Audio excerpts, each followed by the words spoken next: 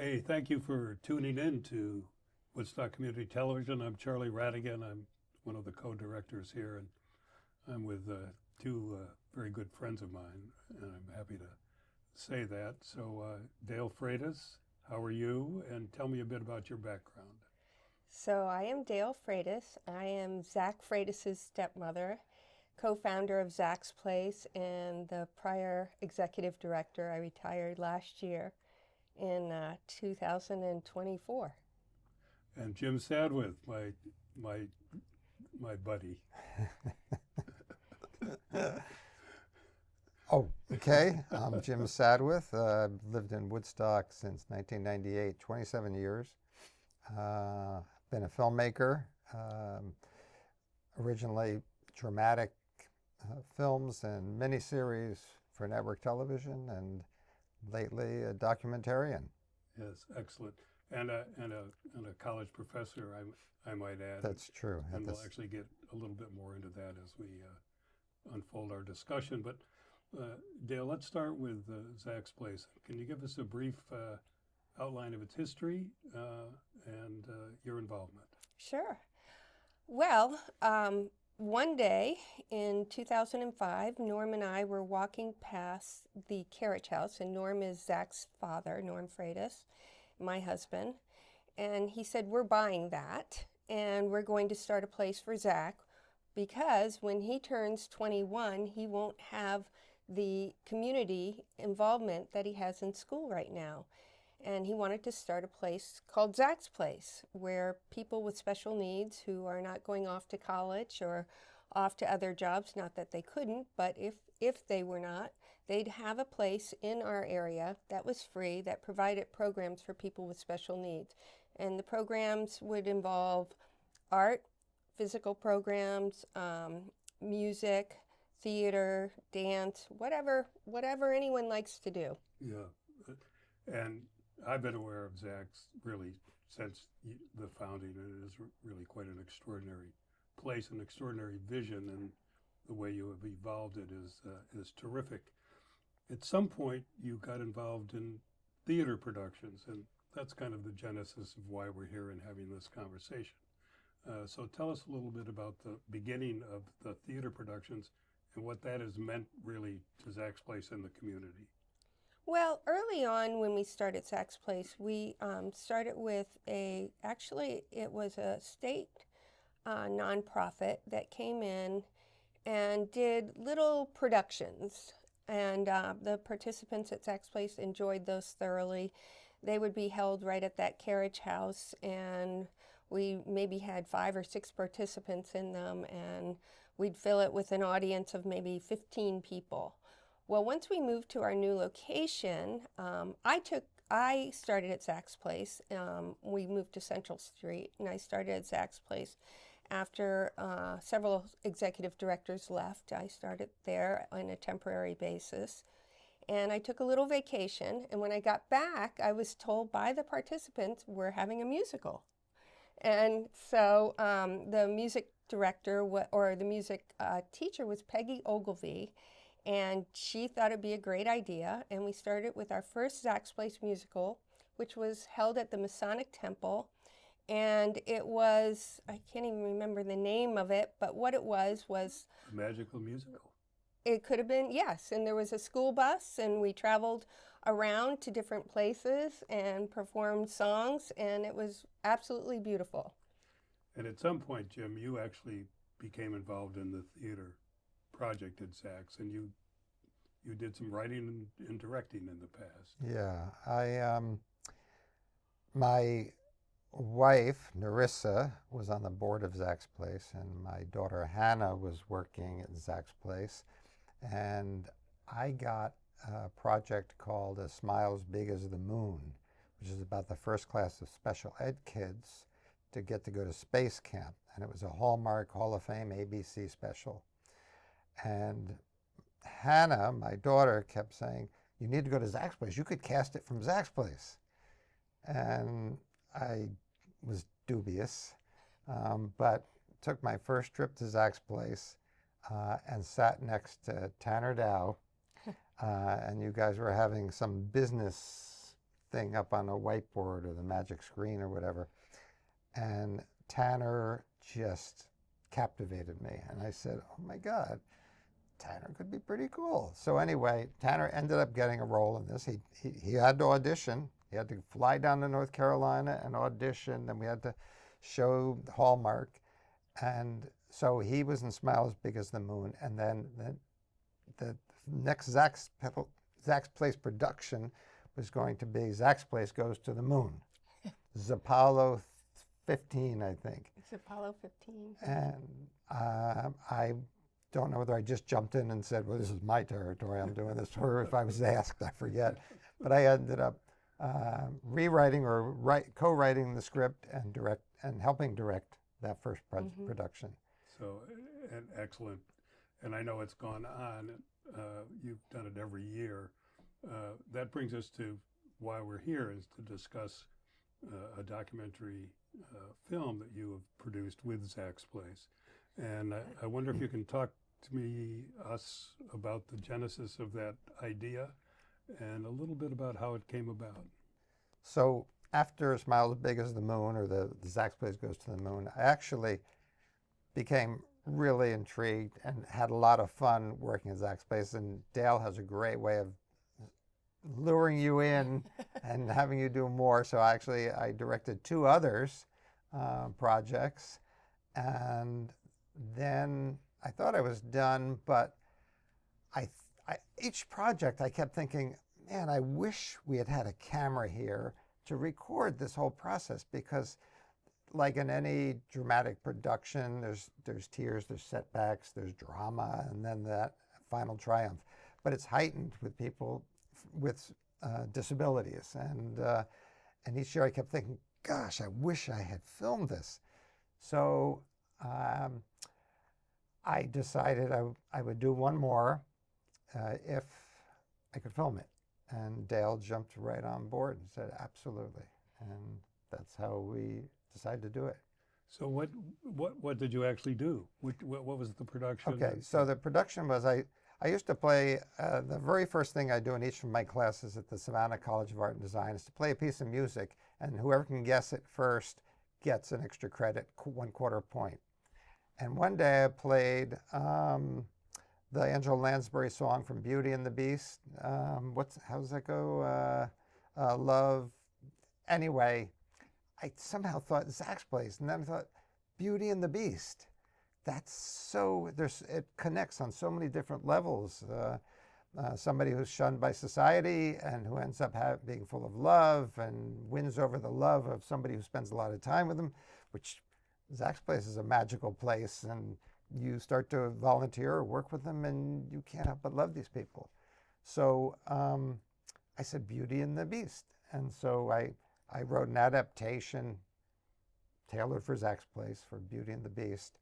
And then asked a couple of graduates from SCAD, students that I'd had, if they would be willing to come from wherever they were for free. Oh no, it was minimal, like $500 a week or something. We gave them room and board. Some came from California, some came from Texas, every week for 5 months, once a week, 1 week a month for 5 months. And we put them up. Nerissa wrangled them. She produced it, and Cooked for them. we cooked for them. The community provided meals. It was a fabulous, fabulous community experience. So I think we're going to start talking about the film, but this is a good place, I think, to take a break and just show the trailer. Been in a Zack's Place musical? Have I ever been in a Zack's Place musical? I've been in all of them. Of course I have. I have been in a Zack's Place musical. When I first came to Woodstock, I was in just about everyone in Woodstock. We've done this enough times that our participants need to have stake in the game. And I feel like if they audition for a part, they have stake in the game. That'll be interesting. I'm Tanner Dow. I'm a professional actor. Have you read the script? No, it's very long. Do you know any poems? I don't like to sing. Can you act like you're mad at something? Not really. Well, the reason we're asking. oh, don't be trying. We're gonna find Bella. We're gonna find Bella. Jack says, It's scary. It's okay, be scared. Need a puke bag? that's pretty good. So can you put one arm up for me? Everyone's staring at me and stuff, and I freeze up and he's panic. Yeah. It's okay. It was play practice, dude. It was challenging today. I kind of want to go home. Michael. The clapping disturbs Michael. There's no more clapping. Oh, yeah, there was a bunch of chaos. Sad news, but it's all going to be okay. She doesn't get invited anywhere. Like, she doesn't really have any friends that would, like, call her and say, you want to go to the movies or go to the dance.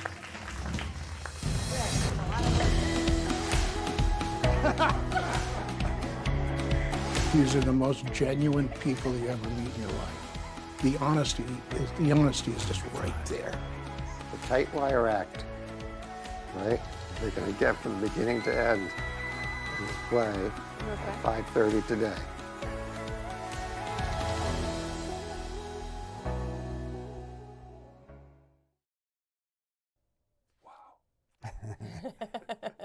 So that terrific and exciting.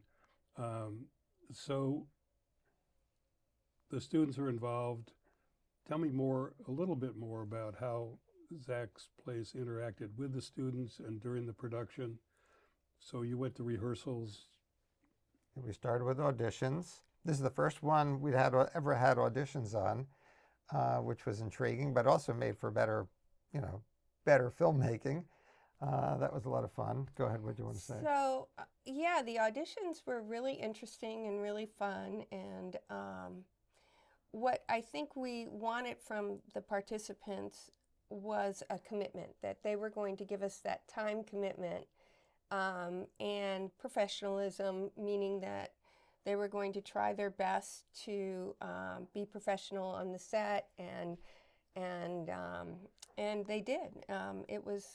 They did a great job at auditioning, and throughout the production, they were absolutely amazing.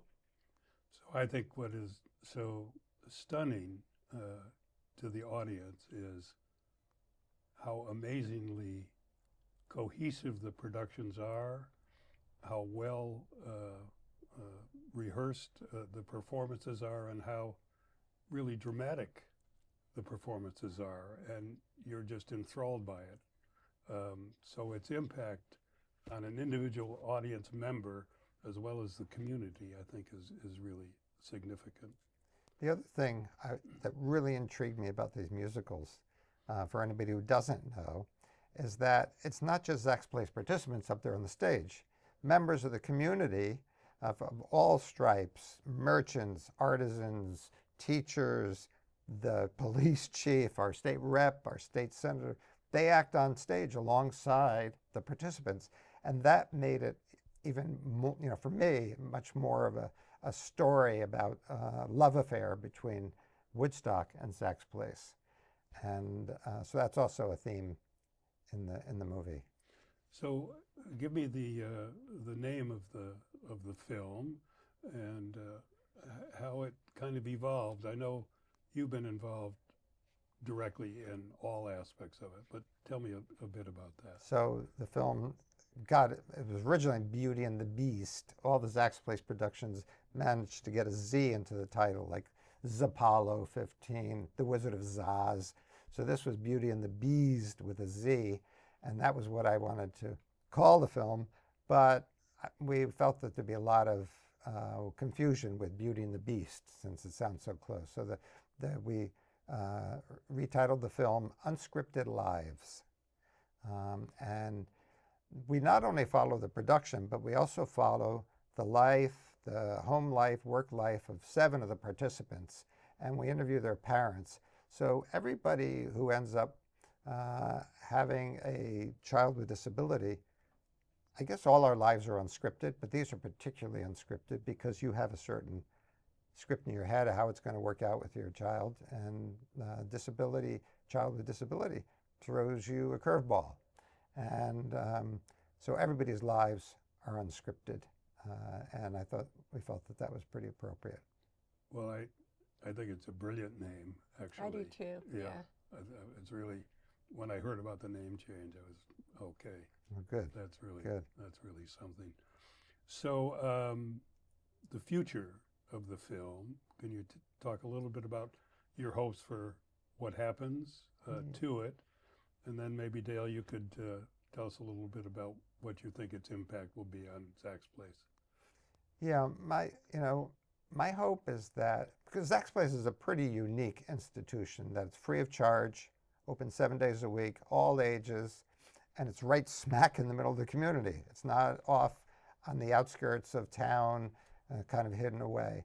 And my feeling is, I hope that people see it, and in other communities, people say, hey, we should do something like Zack's Place, and not only enrich the lives of the participants, but enrich our own lives as well. Many of the people in the film state how amazing it is, how rewarded they are, how much they love working and volunteering with the participants. And it really does enrich the community. I don't think there's anybody in Woodstock who knows of Zack's Place wouldn't agree. This is a treasured, cherished institution that makes all our lives richer. So Jim, tell me what you think the future of the film is, and what are your basic hopes for this documentary going forward? Well, ultimate hope, it'd be nice to get some distribution on like public television and what other format we can, maybe some streaming service. But the way I feel like the best way to get there is to enter film festivals and get exposure from the audiences. Sometimes you get people from the trades do a review, maybe win a few film festivals, just build a little bit of a awareness and cachet, and then you can go to distributors and see if you can get distribution. And again, never really expected that this film would make anybody any money, except maybe awareness of Zack's Place. Maybe Zack's Place would get some contributions.